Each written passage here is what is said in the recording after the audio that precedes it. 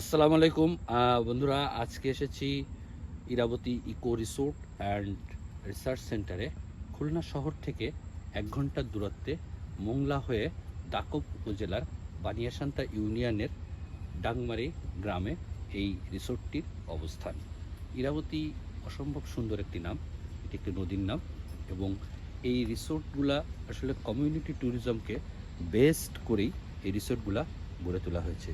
Community ট্যুরিজমের মূল আকর্ষণ হচ্ছে যে লোকাল কমিউনিটি অল অ্যাসপেক্টে এঙ্গেজ থাকে। এটা ট্যুরিজমের প্রতিটা অ্যাসপেক্টে এরা এঙ্গেজ থাকে। এটা ডেভেলপমেন্ট, ম্যানেজমেন্ট এবং প্ল্যানিং সব স্তরে।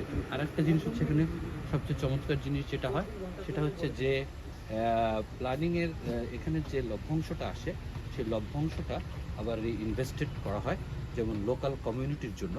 এবং লোকাল কমিউনিটির যে একটা বিজনেস পারপাস যেটা হতে পারে, অথবা লোকাল কমিউনিটির এডুকেশন পারপাস হতে পারে। যেমন ইরাবতীর অসম্ভব সুন্দর একটা স্কুল রয়েছে, যেমন পিপিলিকা।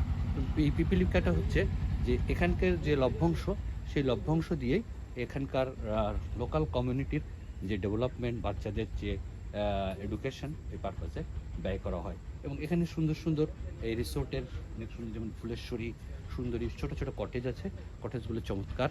এবং আরও একটা জিনিস হচ্ছে যে এই রিসোর্টের যে সুন্দরবন সংলগ্ন যে ইকো ট্যুরিজম বা এনভায়রনমেন্টাল অ্যাওয়ারনেস, সব কিছু মিলিয়ে চমৎকার একটা পরিবেশ। তবে আমি সবাইকে বলবো যে আপনারা সকলেই সময় সুযোগ হলে এই ধরনের রিসোর্টে বেড়াতে আসবেন। এবং সুন্দরবনকে কেন্দ্র করে অসংখ্য এরকম কমিউনিটি ট্যুরিজম গড়ে উঠেছে। বাংলাদেশে কমিউনিটি ট্যুরিজমের অনেকেই নিয়ে কাজ করছে, যেমন ব্রাক তার অতিথি নামে একটা কমিউনিটি ট্যুরিজম নিয়ে কাজ করছে। সো আমরা এটুকুই বলবো যে আপনারা এইদেরকে সহযোগিতা করার জন্য এবং এই অসম্ভব সুন্দর সুন্দরবনকে দেখার জন্য হলেও অবশ্যই এই রিসোর্টগুলোতে আসবেন। ধন্যবাদ বন্ধুরা।